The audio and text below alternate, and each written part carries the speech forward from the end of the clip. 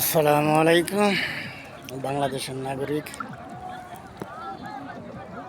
যে যেখান থেকে আমার কথাগুলো শুনেন দয়া করে শেয়ার করবেন, কারণ আমি চাই যারা বাংলাদেশকে ভালোবাসেন, দেশের মানুষকে ভালোবাসেন, আপনার সন্তানকে ভালোবাসেন, আপনার সন্তানকে জামাত শিবিরে ভর্তি করে দিন।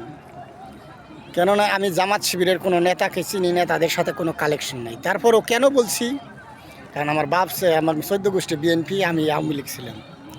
কেন তারপরে বলছি জামাত শিবিরকে আপনার সন্তানকে জামাত শিবিরের হাতে তুলে দেন, কারণ বিএনপি আওয়ামী লীগ সহ যতগুলো দল আছে তারা কি করবে, তারা রিজিক সম্বন্ধে ধারণা নাই, ন্যূনতম ধারণা নাই।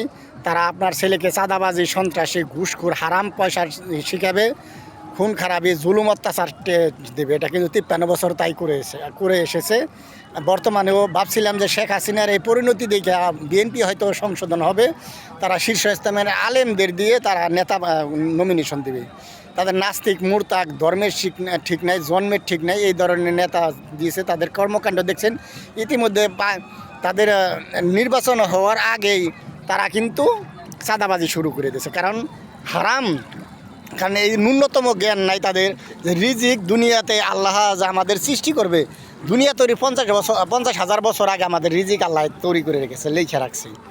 তাহলে আমরা হারামভাবে, হালালভাবে, বৈধভাবে, আমরা যদি বৈধভাবে কামাই করি ওইটুকুই কামাইতে পারবো, হালালভাবে কামাইতে পারবো, অবৈধভাবে এই ন্যূনতম জ্ঞান তাদের নাই। রিজিক বাড়ানোর সুবিধা হলো দোয়ার মাধ্যমে, আরেকটা হলো দান খয়রাতের মাধ্যমে। আমরা জুলুম অত্যাচার করে যে আমরা রিজিকটা নেই, মানুষের জুলুম করে, আজকে চাঁদাবাজি করে, ঘুষ খাইয়ে, সরকারি টাকা চুরি করে যে আমরা টাকা উপার্জন করি, এটা মানুষের অভিশপ্ত টাকা।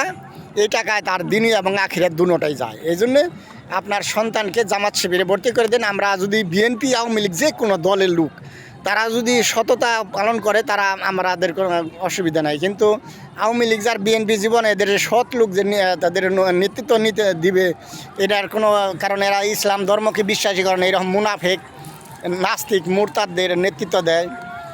এই জন্য আপনাদের কাছে দাবি যে আপনার সন্তানকে বাঁচান, আপনার দেশকে বাঁচান।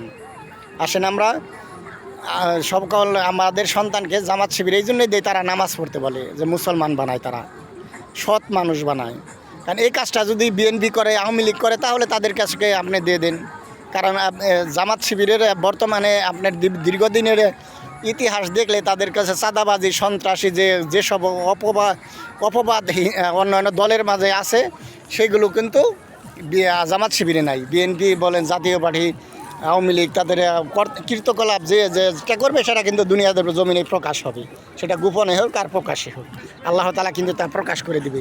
এটা কিন্তু বাস্তব দেখতেছেন আপনারা, যে আমাদের দেশে বিএনপিরা চাঁদাবাজি শুরু করে দিয়েছে, কারণ হারাম পয়সা। কারণ টাকা আপনার একটা খরচ করাও ইবাদত, ইনকাম করাও ইবাদত। মানে বৈধভাবে কামাই করলে সেটা ইবাদত, বৈধভাবে খরচ করলে বৈধ জায়গায় সেটাও ইবাদত। এই জন্য যারা সৎ ব্যক্তি তারা যদি দেশের নেতা হয়, তারা যদি চাকরিজীবী হয়, ব্যবসায়ী হয়, তাহলে দেশের উন্নয়ন হবে। আপনার আমার সন্তানরা, আমাদের পরবর্তী বংশধর ভালোভাবে দুনিয়ার জমিনে কাটাতে পারবে, দুনিয়া এবং আখিরাতে সফল হবে।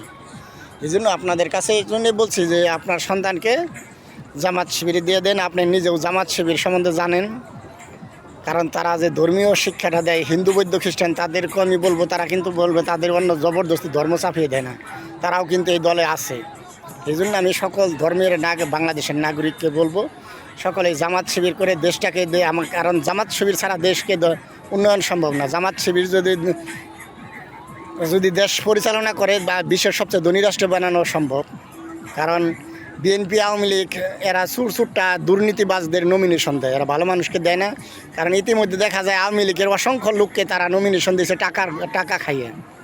তাহলে তারা দেশ ধ্বংস করার জন্য যতগুলো এবং মানুষকে জাহান্নামে নেওয়ার জন্য দুইজন ব্যক্তি, একজন হইল আলেম সমাজ, তারা শিরিক আর বিদাত দিয়ে ধ্বংস করে মানুষকে, এটা পরকালে। আর এটা আর নেতারা ইহকাল পরকাল দুটোটাই ধ্বংস করে। কারণ আমরা মহিলাকে ভোট দেই, মহিলা রাজনীতি হারাম, আমরা দুনিয়া এবং আখিরাত দুটোটাই ধ্বংস করছি, দেশটাকে ধ্বংসের দিকে নিয়ে গেছে আমাদের মহিলা নেতারা, এই দুই দলের নেতা নেত্রীরা।